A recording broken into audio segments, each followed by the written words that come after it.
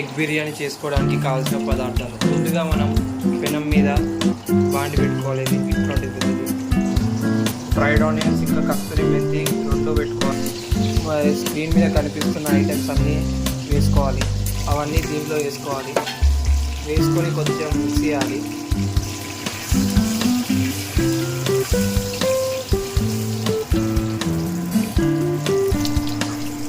కొద్దిగా ఆనియన్స్ వేసుకోవాలి.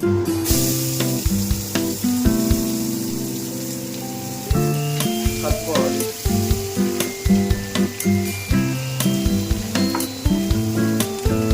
ఇది వేగేంత సేపట్లో మనం మిగతా ఐటమ్స్ వేసుకున్నాం.